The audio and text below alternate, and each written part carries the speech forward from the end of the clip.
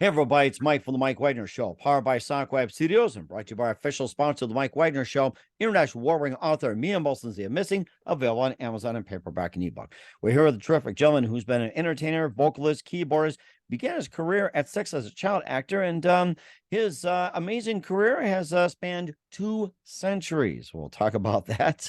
And began a professional music career at 15, working and sharing the stage with a number of performers like Bill Medley, Ike and Tina Turner, Little Richard, Jose Feliciano, the Platters, Bo Diddley, War, and a lot more, and also appeared in film with Abbott and Costello, Barbra Streisand. The Lone Ranger on TV had a nice little adventure in that. The Millionaire, Lawrence Welk Show, and the Eddie Fisher Show. And he's also been a singer for quite some time. I can't get enough of you all. And also Statue of a Fool. And we'll be featuring his classic hits, including Holdin On, Crying to Me, will play at the end of the show. And of course, this guy is just so amazing. Live, ladies and gentlemen, Plus Studios in beautiful downtown Palm Springs, California. The amazing entertainer, vocalist, keyboardist, and he's been spanning for a long time, 2 centuries, as mentioned. Ladies and gentlemen, the multi-talented Terry Lawrence. Terry, good morning, good afternoon, good evening. Thanks for joining us today. Hi, Mike. Glad to be here. Fantastic. Well, it's great to have you on board as well, Terry. So you're an entertainer, vocalist, keyboardist, began a career at 6 as a child actor and independent superstar, and it's been spanning, two decades or so, and 2 centuries, quite a long time. He began a professional career at 15, working the shades with Bill Medley, Ike and Tina Turner, Little Richard, Jose Feliciano, the Platters, Bo Diddley, War, and more. You also appeared in film with Abbott and Costello, Barbra Streisand. Also, you appeared on TV's Lone Ranger, The Millionaire, Lawrence Welk Show, Eddie Fisher, and of course, you also have your own music, Holdin On, Cry to Me, and it's called Terry Lawrence's Classic Hits, and you're a classic yourself. And before getting all that, Terry, tell us how you first got started. What's that? I said, tell us how you first got started. Okay. I actually, when I was about 4.5 years old, I was doing some modeling. Oh, by the way, hi, everybody out there. Glad to be here, Mike. Yes, I started at the Ambassador Hotel, like so many other kids, modeling for Catalina Sportswear. And I was going down the runway and did my little thing. And then somebody gave my mom a card for an agent and says, why don't you give this agent a call? Well, it turned out to be the top kid acting agent that handled James Cagney's son, Jerry Mathers, a lot of these top people that were close to my age. So what we did was we called a couple agents and we talked to the agent and we got a couple of gigs. The first one we got was the Millionaire, where they pass out the checks. And it was in an orphanage. I was in an orphanage with a bunch of kids. Oh, wow. So John W. Tipton shows up and to the door and he presents a $1 million check to the orphanage. That was the first thing that I did. And then I did the Eddie Fisher Show. It was live. They had these kids in a little trolley, and that song with Judy Garland, ding, ding, ding, ding with the trolley, clang, clang, clang goes the bell. I remember that classic. Exactly. Yeah. So Eddie Fisher, for some reason, he pulls me out of the trolley on live TV and holds me up to the microphone and says, this is what I want. Well, his wife, first wife, Debbie Reynolds, was pregnant with Carrie Fisher. So I guess she may have been about 5 or 6 years younger than I am. She was, okay, anyway, he put me down and that was it. So that was that show. Then I did some commercials and I called Eddie our Linklater Show. I worked as the Pillsbury representative there on live TV, CVS for the biscuits and Franco-American spaghetti. I did some Laura Scudder's peanut butter commercials with going through so many takes of a loaf of bread and getting it caught down your throat. Oh, reality TV at its best. I mean, that was I was there, getting paid to, try to chew on the food and swallow and everything, peanut butter and bread. It's like, you're making me hungry right now, Terry. So I know, and the lights are hot and everything, and I did a Cracker Jack commercial in '59 with Johnny Crawford and Jay North. And some commercials. And then I got into with Barbara Stanwyck and Joe McCrae, Trooper Hook. It still plays on the Western Channel and it's on YouTube, the full-length movie. Edward Andrews, Earl Holliman, a lot of top stars are in there. I was a little Indian boy. They flew us to Kanab, Utah. We did 2 weeks there. Then we went to the Gunsmoke set. We met James Arness, Hopalong Cassidy on there. We met a lot of people on there. It was a lot of fun. I did the episode with Lone Ranger. That's on YouTube, Miss Aggie and the Law. Anyway, I did a lot of acting. The last thing I did was when I was 11, there weren't any parts for kids. So the last thing I did was a Ford commercial, Fairlane commercial in 61 with Veronica Cartwright, the older sister of Angela Cartwright, who was on Make Room for Daddy and Lost Oh, in wow. Space. Oh, yes, Angela Cartwright. Yes, that's right. She was in I Aliens. remember. She died in the spaceship in Aliens 1. So that was the extent of my acting career. I mean, I had a chance to get back into it. But at that time, I mean, even when I was 6, I was playing a little bit of keyboards. My mom and I were doing some show tunes at home. And so I was learning keyboards and everything. So when the Beatles came out and the surf music, the Ventures and everything, I started playing guitar. I switched to guitar and started playing some groups. And I did that for a little while. And then I switched back to keyboards, and I was in a group in 66 with some, well, actually it's backed up to 65. I was in a Motown. I was doing all Motown stuff, and we were winning Battle of Bands and stuff, like so many other groups in Southern California. So I was living in La Mirada, California. I moved from Downey and lived there 9 years, and I was very successful with that. I was in a British group with some original tunes we did recording, and it's a guys, they sound kind of like John Lennon. It was a good group. We did all Rubber Soul stuff and original tunes. Then I hooked up with a group called Scandal. We played with Bo Diddley, the Coasters, the Drifters, the Hollywood All Stars, Dick and Dee Dee, a lot of the Platters, a lot of people. And we got hooked up with Bill Medley, managing us a couple years later, and he took us into the Rat Pack Lounge. Wow. Opposite Louis Prima, Sam Buter, and the Witnesses.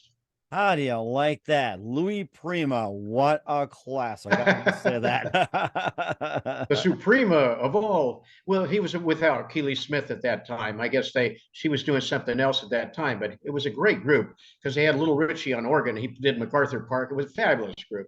We were there for a month. And then we left there. Then we went up to Reno and we played opposite Skiles and Henderson's comedians.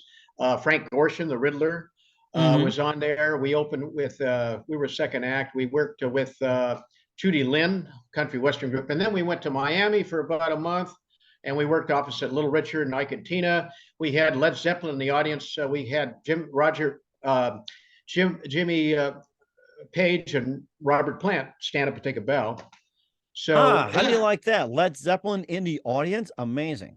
Oh yeah. Well, we were doing R&B. We were doing Blood, Sweat, and Tears. We were doing Chicago. We were doing a lot of different types of music. We had some originals too, but it was fun. I mean, they had some East Coast groups that were like, they warmed up for us. And we were the second act. The Civil Collision back east, they were great. They sounded pre-Tower of Power.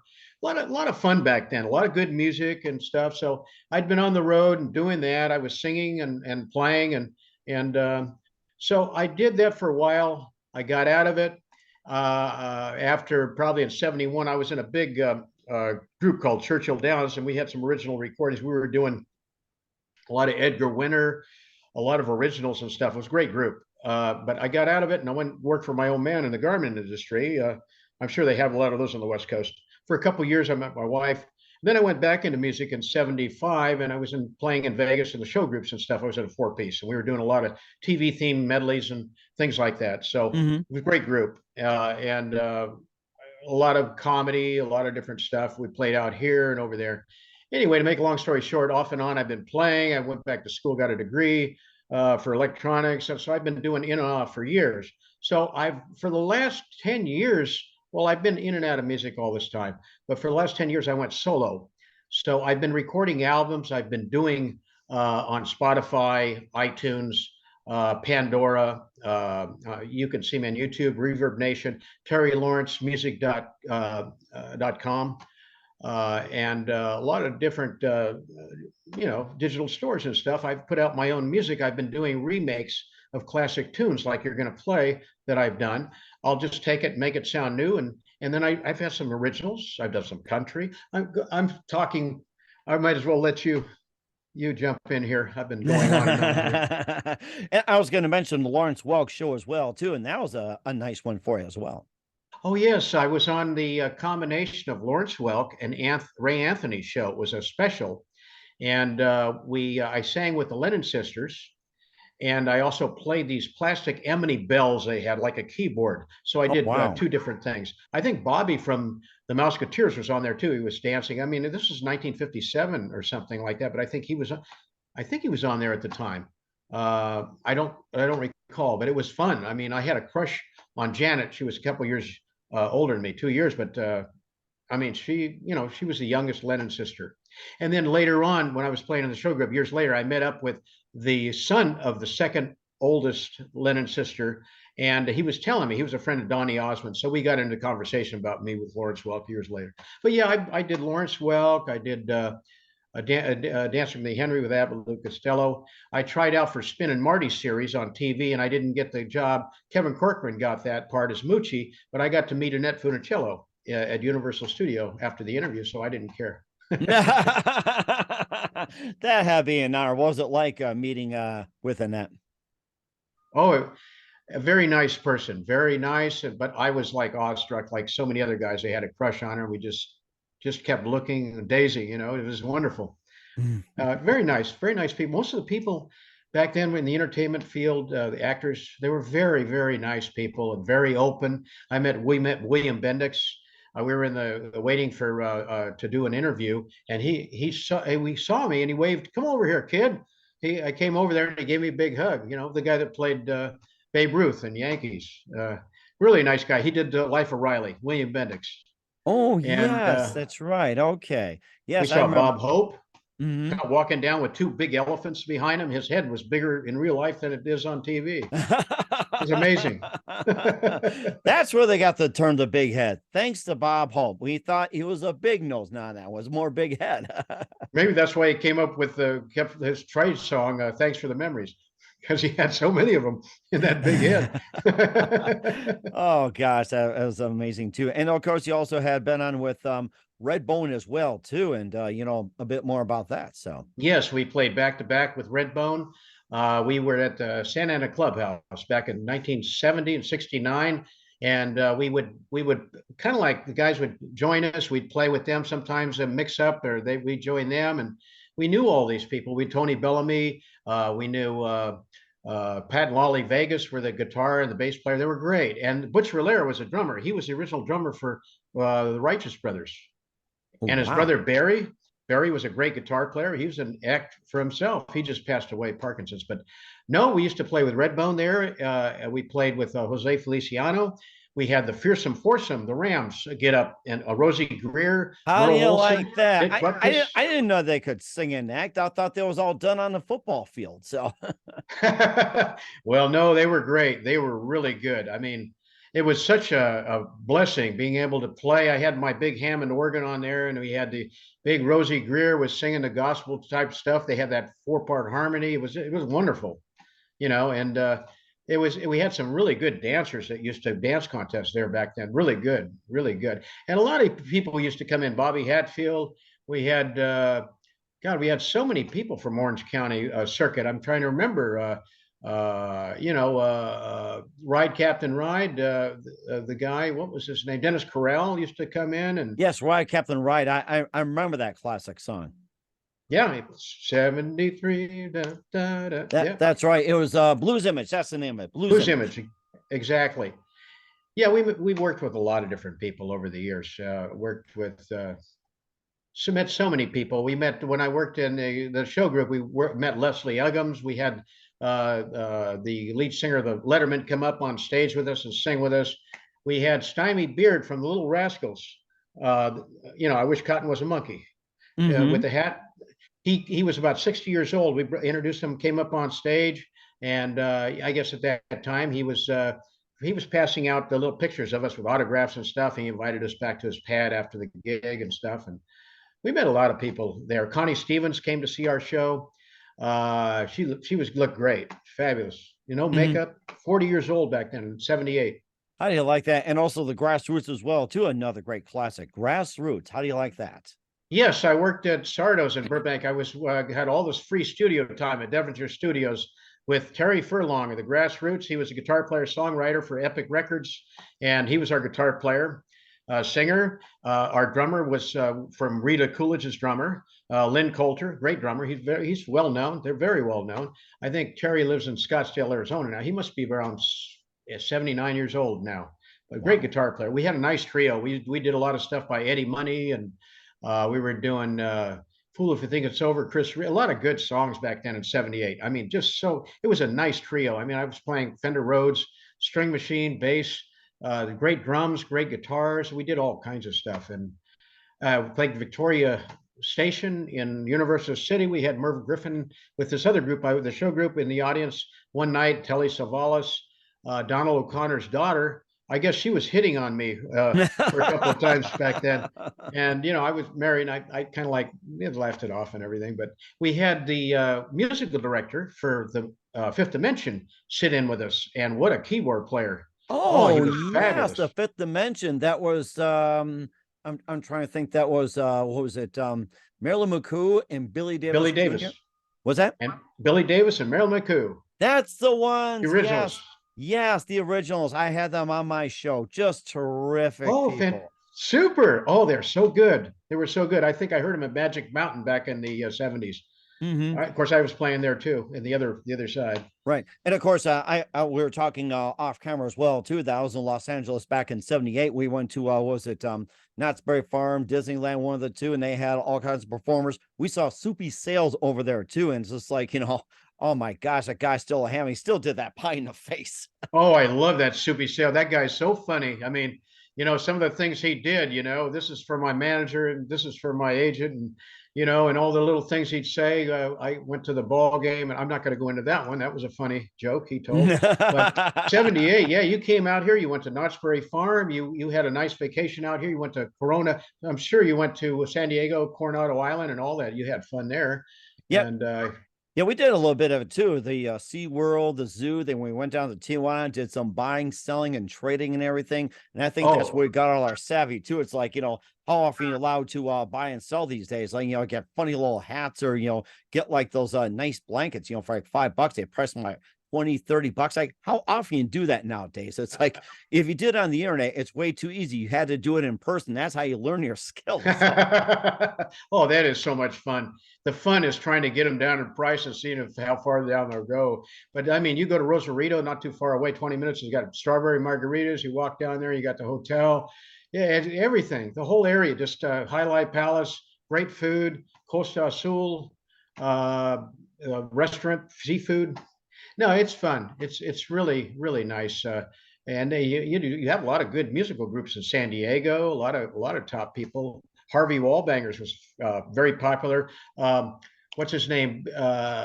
Albert King. I saw him play down there. Albert King. Oh my God, he's fabulous. Such a legend. I love Albert King. Yeah, me too. I like him. I like this playing better than BB King, to be honest with you. I like BB King too, but well, anybody that's the king in blues, has to be up there. Of course, BB King's very popular. Some people say he's overrated. Albert King played in Chicago, my own stomping grounds, and of course, he had Buddy Guy, Muddy Waters, and all that stuff. Albert King, just fantastic. Great stuff. Traditional roots, really good stuff. Great feel, everything. And of course, the best part about coming from Tijuana to San Diego, you had like a 2-hour traffic jam. Just to get over the border by this much and everything. I mean, people didn't get angry or start gunfights like it do these days. It's like, you got out of the car and you walked around, say hi to people, you buy things, and they'll give you a tequila, have a little beer, and some people decide to do a little cookout in their pickups and their El Caminos, like, hey, you want some of this, have some of that. And it's like, you may as well get out and just talk to people. You stand there for like, sitting there a couple hours just to get past the border. And, it's just like, you might as well just, crawl up a few inches, like maybe like, 1 inch, every 10, 15 minutes, you may as well go out and just, that's just about it. Stretch your legs, walk around, talk to people, that sort of thing. And make sure you do a pit stop before you get in the car, because you're going to be there a long time, man.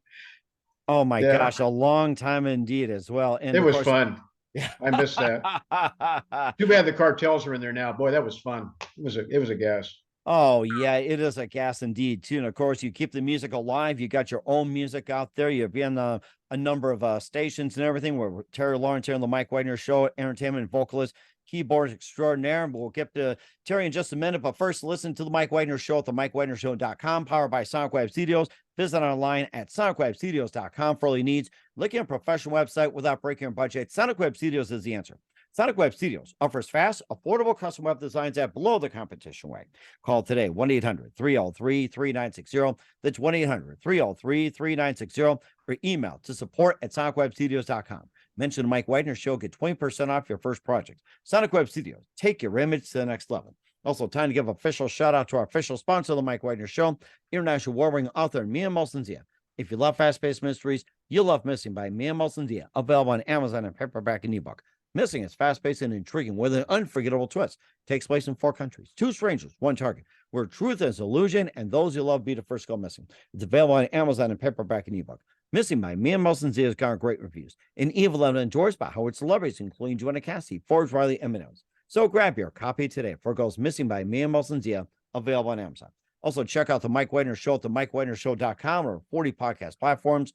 Heard in 100 countries, including Facebook, SoundCloud, Spreaker, Spotify, iHeartRadio, Apple Music, Pandora, Anchor FM, Buzzsprout, Podbean, and a lot more, Odyssey, and more. Also, subscribe to us on YouTube, BitChute, and Rumble. Follow us on Twitter, Instagram, LinkedIn, Twitter, TikTok, and Facebook, and take us with you on any mobile device. And for great gift ideas, go to Amazon.com. Check out the Mike Wagner Show podcast.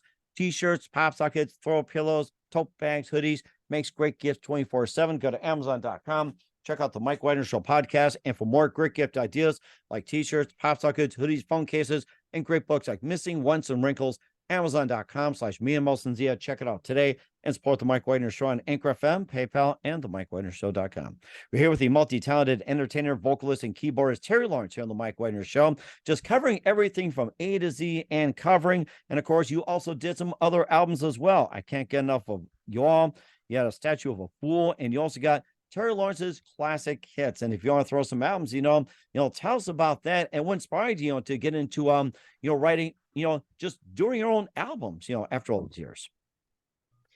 Well, I started to go as a solo artist, and I came up with my wife's cousin who produced, worked with Ricky Martin and Freddie Fender, and he very, very good mastering of recordings and stuff, and very good writer and everything else. So we came together as a team and collaborated to decide what we wanted to do with the first album, I Can't Get Enough of You. So we put all the instrumentation together, decided we wanted to do an oldies love song medley, and we started out with Paul Anka's tune,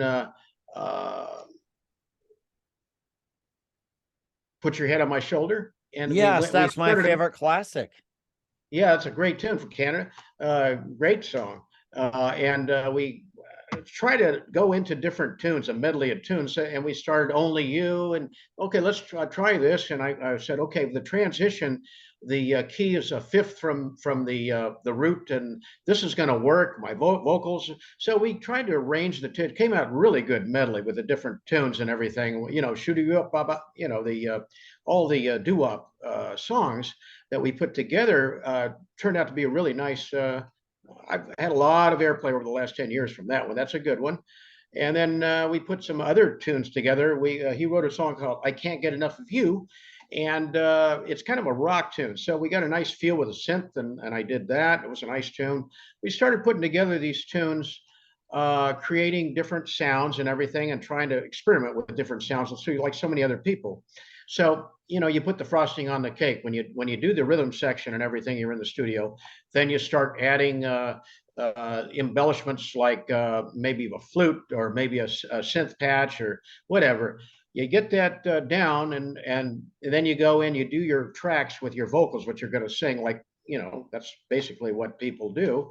And I have always been very quick with harmonies, getting the harmony parts and just finding out what I'm going to do. So I went in there, got the scratch vocal track, and then got it down pretty good. And then I go back and I do all the vocal harmonies and stack them and everything, and get all the sounds. Then we mix it and everything, and we adjust the levels and everything.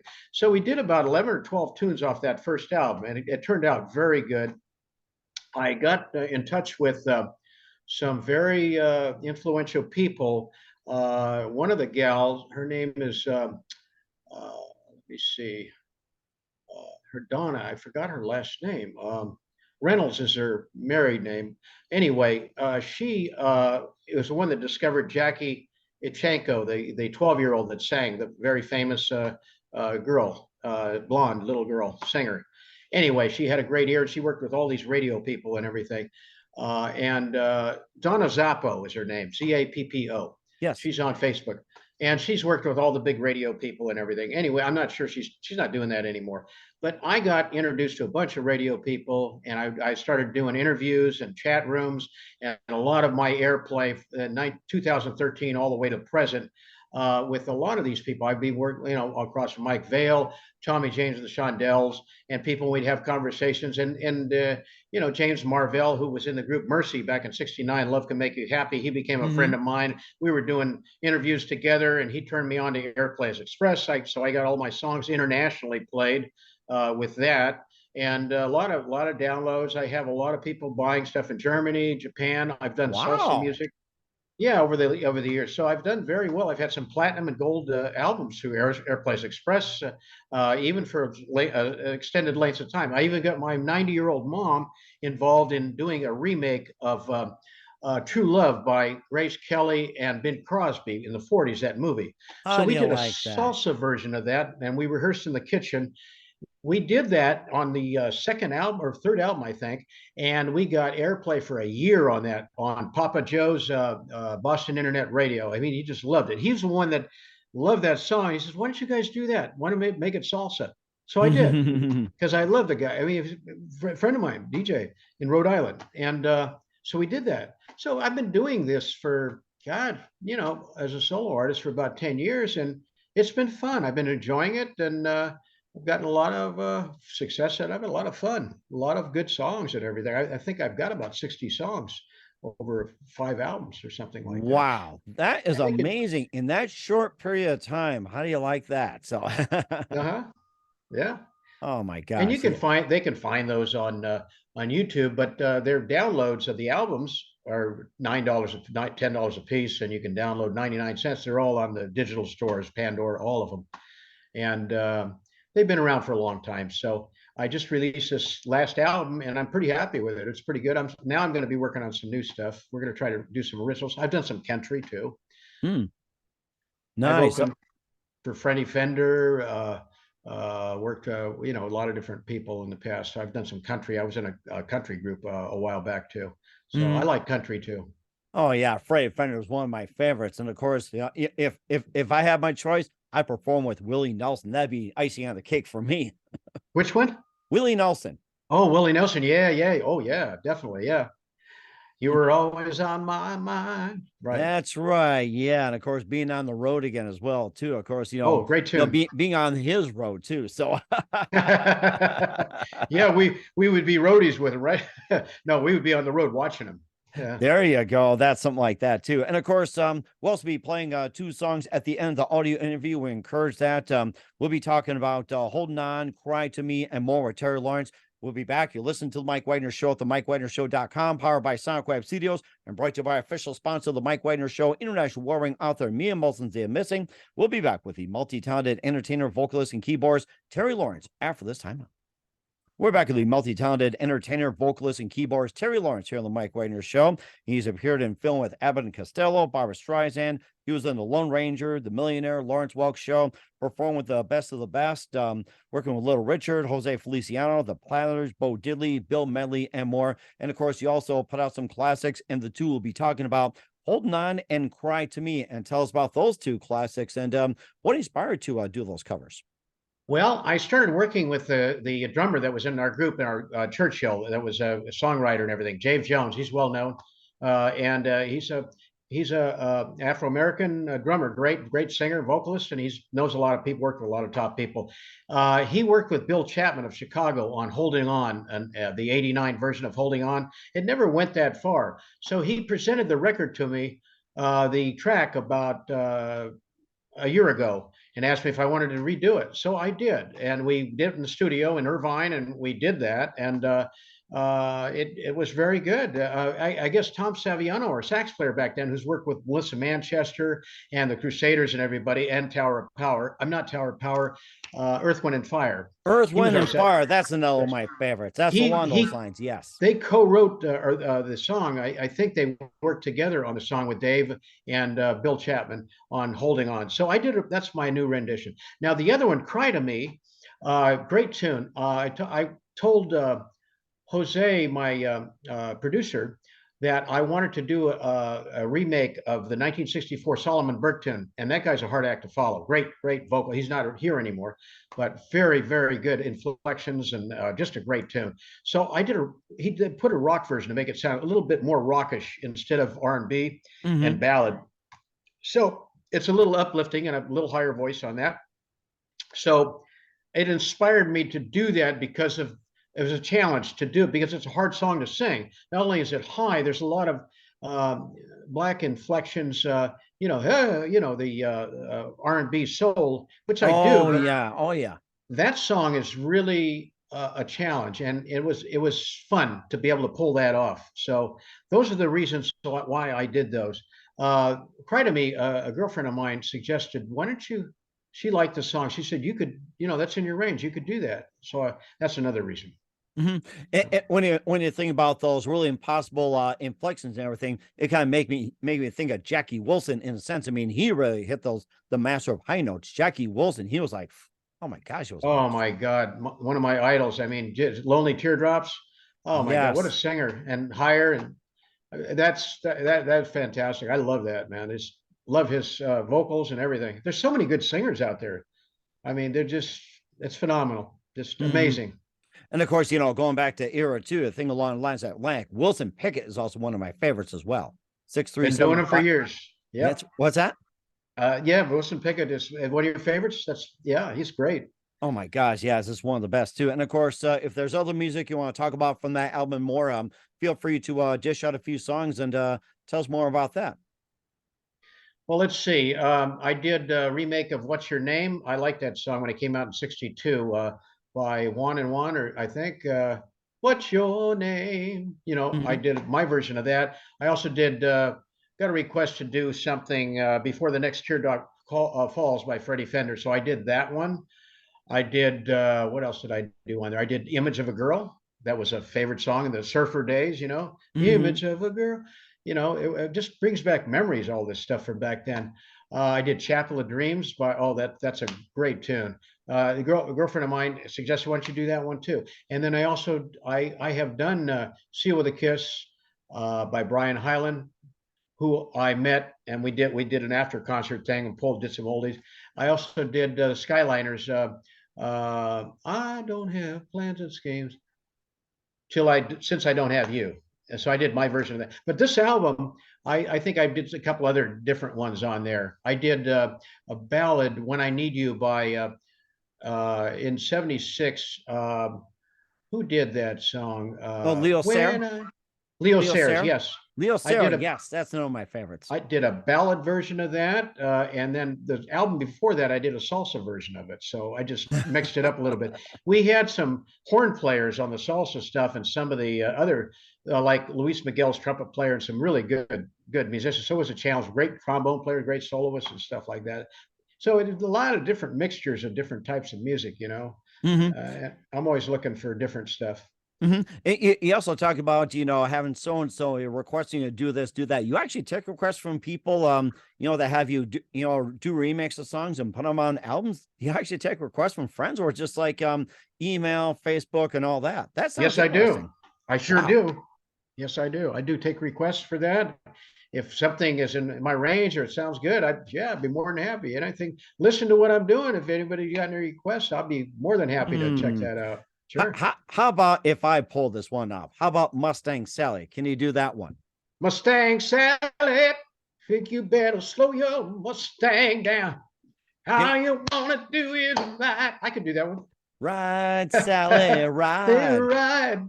Or how about Sam Cooke? Can you pull that one off? You send me. Oh my gosh! I was just going to mention that one. Yes. Oh, pull that off. Wow.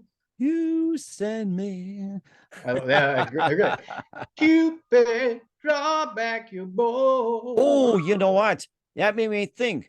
Cupid, Johnny Rivers. That's another one. He loves doing classics as well. I think what was it? Secret Agent Man. That was one of my favorites. Secret Agent Man, they've given you a number. But you know, I met Sam Cooke when I was about 15. We were at the Irwindale racetrack, sitting about two rows in front of him, 2 weeks before he got shot. Mhm. So I got a chance to meet him. But yeah, it was sad. What a talent, Sam Cooke. My God, you know. Mhm. I think it was featured in a movie, quite some time back, and I had a chance to catch it and everything else. Growing up in Chicago where I was from, and I was just like, oh my gosh, it was like, I mean, you read about the story, what happened to him is like he just gone too soon. You think about Oh, just I gone agree. too Yeah. soon. Yes. Oh my gosh. What a talent. What a talent. I've also done the song with that Just Because, Ray Price. Just because, you know. Yeah, Ray Price for the good times. And speaking of Rays, how about Ray Charles? Another one of my favorites. Oh yeah, Ray Charles, yes, Born to Lose, and he did so many good all the stuff that he did. What was some of the stuff he did? Let's see, Hit the Road Jack, Crying Time. That's another one. I Can't Stop Loving You. And I think he also did Georgia as well, too. It's like, I sing those, yes, yes. Georgia was done originally by Hoagie Carmichael. Then Ray Charles took over, and then it was Willie Nelson. And of course, now the question is, who's going to do it next? Maybe you or something? I could do Ray Charles. Ray Charles also did What I Say, and they do the mess around. I saw the movie. Yeah, so my drummer, our drummer we had in the disco group in '78 was the drummer for Ray Charles, Scott von Ravensburg. Oh, wow. He played for Ray Charles, and he said Ray Charles is very strict, man. You had to follow everything to the T, with everything he wanted. He said he was the most disciplinary musician artist he'd ever worked with in his life. And Scott was a good drummer, but his brother Bill, they both went to my high school. Bill was 2 years older than me. He was 2 years younger than me. Bill worked with Andy Williams for 10 years as a bass player. So they were both great musicians. They were in La Mirada High jazz band, and very good musicians. But yeah, Ray Charles, I love his songs. I mean, what a talent on the piano, what a singer, his style and everything. Just everything he did was, just really good, really good. And the story about him was good on the and of course, watching it with Jamie Foxx as well too. Jamie Foxx was a dead giveaway for Ray Charles too. And I looked at it, it's just like a lot of stuff. And he was also the first artist to say, I own these recordings. He actually convinced was it ABC or Atlantic to do so, and they gave him to his demands. Yes. I saw that. Yes, I saw that. It was ABC. I think he got off Atlantic, but it was just like, tooth and nail, fighting it out and everything. And ABC was like, okay, you can have them. Go ahead. And that's like just open the doors to every artist. It's like record company doesn't have to have the masters. Like, a singer has the masters. It's like, hey, this is my stuff. I can do whatever I want. And I think he really broke ground on it. Yeah, he really pulled a fast one on that. They didn't know he had his act together. He nailed that one. He took control. And of Jamie course, Foxx did a good job on that too. Very good. He did, yeah. And of course, talking about being strict musicians, disciplinarians, made me think of James Brown as well too. I was watching a special, and he said that he put on a heck of a show, but he made the people be on time and everything else. You're like 1 minute late, yeah, see you later. Stuff like that. I didn't know that. I know. I played a lot of his music, and I know the dancing and the music is just perfection. I mean, impeccable timing and everything. Yeah. And certainly did as well too. And of course, in the meantime, since we're talking about the great stuff and everything, where can we find all your music at, Terry? You can see my one of my websites is terrylawrencemusic.com.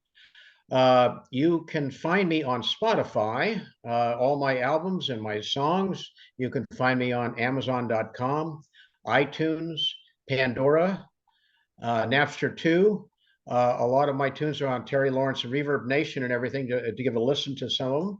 A lot of those tunes, and also on YouTube, all those tunes, along with my movies. You can see the Trooper Hook is a full-length movie on there. Just type in Terry Lawrence Trooper Hook. When you go to iTunes or Spotify for my music, put in Terry Lawrence, and I should come up.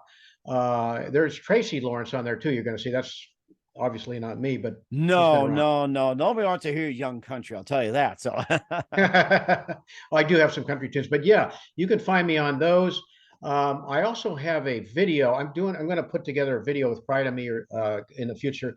I haven't had a chance to do a lot of videos, but I do have one of me a while back on YouTube that under Terry Lawrence Mac the Knife. It's at the Agua Caliente Casino here in Palm Desert about 10 years ago. And I'm singing Mac the Knife. I put together a rock and roll show for a gal.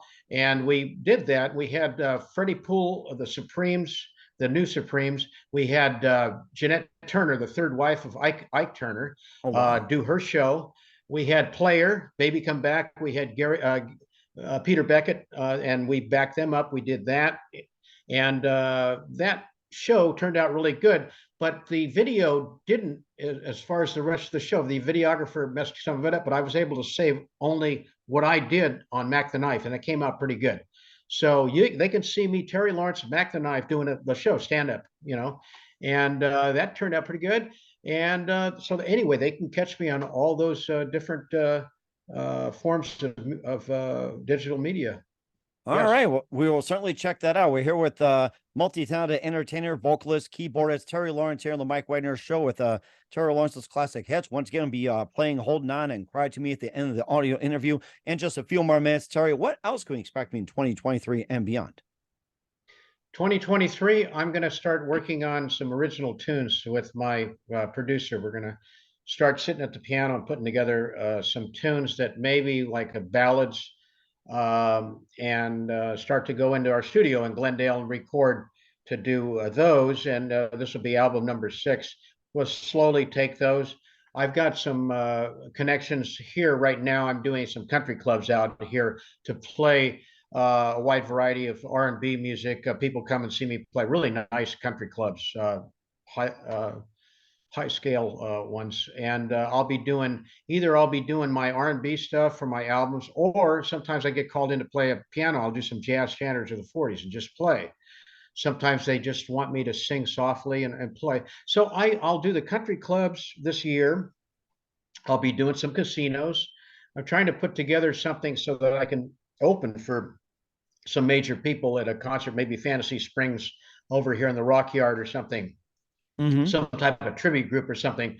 I did play in a Chicago tribute group a couple of years ago. We were there, and it was a good one. And we had our sax player from Blazing Boskags, really good horn players and stuff. But to this year, 2023, I'm basically recording and kicking back, doing some country clubs and some casino work and private parties. I do some retirement homes and some Alzheimer's people homes too. There, and those are rewarding to be able to, people, they look deadpan, but they're enjoying the music. So I like to do that, and they remember some of the oldies too. They do pretty good. Oh my gosh, that's so amazing, and looking forward to all that. And who do you consider biggest influence in your career? Biggest influence in my career was probably R&B music, probably Tom Jones music, Frank Sinatra. There's a lot of them. I would say one of the biggest ones I